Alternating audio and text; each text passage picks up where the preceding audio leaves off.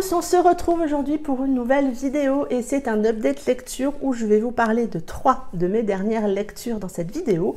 On commence tout de suite. On commence avec Cœur solitaire en péril de Tina Mir aux éditions BMR qui est plutôt une romance d'action. On va faire la connaissance d'Alex, Alex qui va voir sa vie un petit peu chamboulée par les deux frères Evans. Elle n'est pas dans une bonne passade, Alex, elle va pas très bien, elle est un petit peu en dépression. Elle va se laisser entraîner par la spirale qui est Victor. Victor qui, sous couvert de fêtes, sous couvert d'alcool, va la convaincre de l'épouser. C'est assez un petit peu spécial. Mais Victor va la laisser en plan le jour du mariage. Elle est devant l'autel, elle l'attend et il ne vient jamais. Toute la famille est là. Et c'est en quelque sorte Samuel qui va lui tendre une main. Samuel qui, après ce mariage raté, va proposer à Alex de le dépanner dans sa société. Samuel est chef d'entreprise, il travaillait avec Victor. Victor qui est complètement disparu, on ne sait pas où il est. Et il a besoin d'aide pour un peu répondre à un dossier urgent. Il est déménageur de luxe dans des grands hôtels et donc ils partent tous les deux à Vancouver. Et entre deux, au départ, c'est assez compliqué. On est là dans un schéma enemies to lover et ça le fait assez bien, je trouve, dans cette histoire. Comme je vous le disais, on est là dans une romance à suspense et c'est ce qui prime dans cette histoire parce que on a beaucoup de mystères autour de la disparition de Victor. On ne comprend pas ce qui se passe. On a très régulièrement des petites infos qui arrivent par-ci par-là et on se pose beaucoup de questions. Pourquoi il a disparu? Pourquoi il a laissé Alex en plan le jour du mariage? Pourquoi il a abandonné son job auprès de son frangin? Il doit avoir des soucis, on se pose plein de questions et on ne comprend pas. Ce roman aussi, c'est un roman d'évasion, je dirais, parce que vous voyez la couverture, ce chalet au milieu d'une forêt, au bord d'un lac, tout enneigé, tout gelé, toute cette neige autour. C'est vraiment l'ambiance qui se dégage d'une très grosse partie du roman, puisque on va retrouver Alex et Samuel dans ce chalet. Et ça fait du bien de sentir ça. En fait, ouais, j'avais l'impression, j'avais envie de partir dans ce chalet avec eux et de vivre ce petit moment de cocooning sans le côté disparition autour, bien évidemment. Mais voilà, en plus de toute l'action qu'il y a dans ce roman, c'est un roman pour moi d'évasion. La romance prend son temps, donc ça m'a convenu, mais les déclarations d'amour entre les deux vont trop vite. Ils n'ont encore pas couché ensemble, que limite ils se disent déjà je t'aime. Ça, pour moi, c'est un petit bémol. Ça colle pas trop en fait. J'aurais aimé, oui, ça prend son temps, et moi j'adore les romances qui prennent leur temps, mais j'aurais aimé que le reste prenne son temps pour que ça soit un petit peu plus crédible. C'est un tout petit bémol, hein, parce que franchement, c'est pas non plus omniprésent dans le roman, mais ça m'a un petit peu chafouiné. Mais sinon, la romance prend son temps. C'est une romance assez classique, mais qui reste pleine d'espoir. Donc voilà, ça a été une bonne lecture avec laquelle je me suis évadée, que ça soit avec tout ce qui est suspense et ça soit par l'environnement. Donc voilà, apparemment il y a un spin-off sur le frère de Samuel, Victor, qui arrive je crois en janvier si je ne me trompe pas. Je pense que j'irai peut-être découvrir ce qui se passe pour lui. J'ai ensuite lu My Bad Romeo de Lina Hope aux éditions EH dans leur collection New Adult, qui a été une très bonne lecture. On fait la connaissance de Roméo qui revient à New York après 1 an. Il y a 1 an, il a tout plaqué, il a tout abandonné, sa vie, son groupe de musique, tout pour partir et fuir. Et du coup, il avait laissé sur son chemin son groupe de musique, Lennox. Il revient après 1 an et il déboule littéralement dans leur vie et ils souhaitent reconstruire le groupe d'Enix. Et donc ils vont se remettre à jouer dans le bar où ils jouaient avant, le Roxy Bar, et retrouver tout cet engouement autour de leur groupe. Au sein du Roxy Bar travaille Juliette qui a fui Londres et qui est là pour essayer de redémarrer une nouvelle vie, qui bosse dans ce bar pour pouvoir payer ses études d'art. Et forcément, entre Roméo et Juliette, il va y avoir des étincelles. Je dirais que cette histoire elle peut difficilement vous laisser insensible parce que cette histoire, elle est émouvante, elle est parfois violente. Elle va aborder des sujets comme l'addiction à la drogue, comme l'acceptation du deuil, comme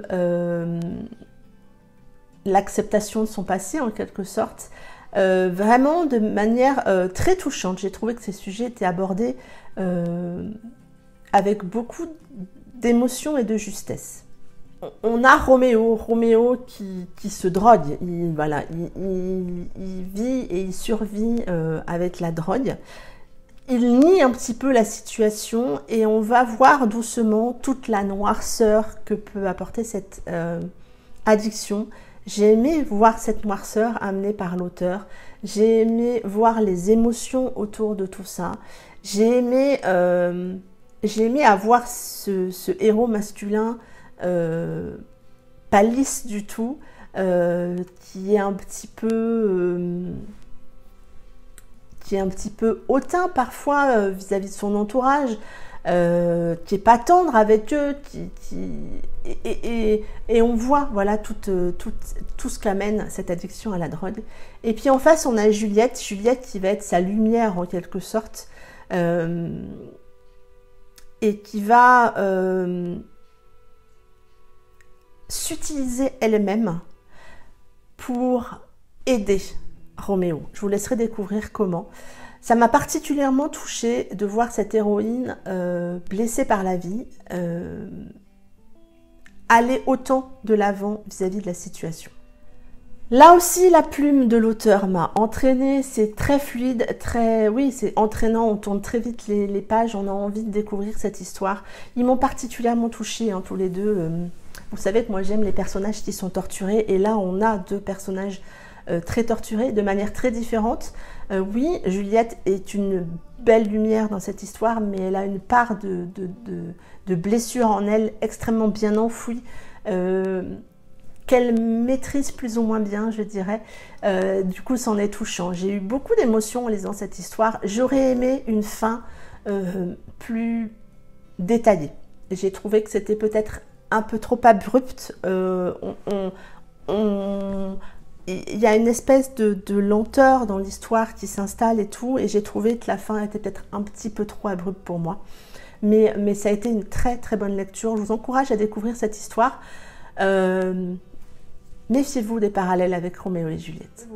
Et le dernier roman dont je vais vous parler dans cette vidéo, c'est Les Refuges de Jérôme Loubry, un thriller que j'ai lu dans le cadre du Black November et que j'ai lu pour la semaine, parler d'une histoire où les enfants, autour de la thématique des enfants.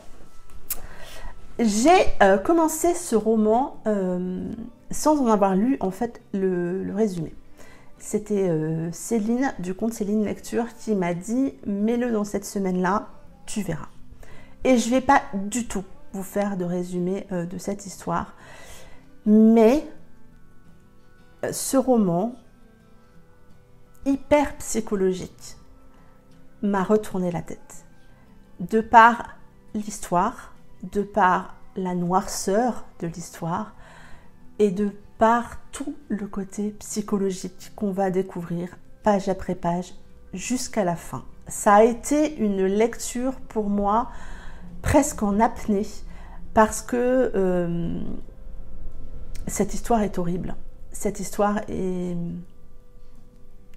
très bien écrite, très bien détaillée, et je me suis rendu compte que j'aimais tout ce qui était très psychologique dans les thrillers, et celui-là colle parfaitement. J'ai été avec ce roman dans une sensation,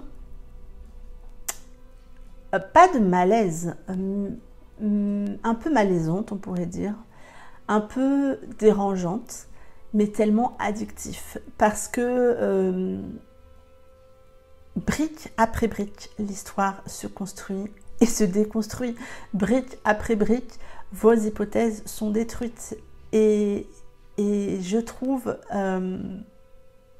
que l'auteur a réussi à amener une ambiance dans ce roman, une ambiance un peu sombre, un peu glauque, telle que la vivent les personnages de ce roman. J'essaye de choisir mes mots pour pas vous spoiler l'histoire, mais il y a tellement de thèmes abordés dans cette histoire. Vous avez le thème du deuil, le thème du viol, le thème du choc émotionnel, et j'en dirai pas plus. J'ai été littéralement retournée. C'est vraiment un roman, je pense, qui va rester dans ma tête, dans mon cœur, de par toutes les émotions que j'ai ressenties en le lisant. C'est toujours difficile et plus difficile de vous parler d'un thriller que d'une romance, mais foncez, laissez-vous tenter, ne lisez pas le résumé. Essayez de partir sans rien savoir de cette histoire et de vous laisser juste guider. Voilà, c'est juste ça en fait, parce que je pense que vous allez vivre des émotions extrêmement fortes en faisant ça. Ça en est tout pour cette vidéo. Dites-moi si ces 3 avis vous ont donné envie de découvrir ces romans, ou est-ce que vous les avez déjà découverts, et dans ces cas-là, venez en discuter avec moi en message, ça sera avec plaisir que je vous répondrai. Dites-moi tout en commentaire sous la vidéo. En attendant, je vous souhaite de très très belles lectures, une bonne semaine, et je vous dis à très bientôt pour une prochaine vidéo. Bye bye!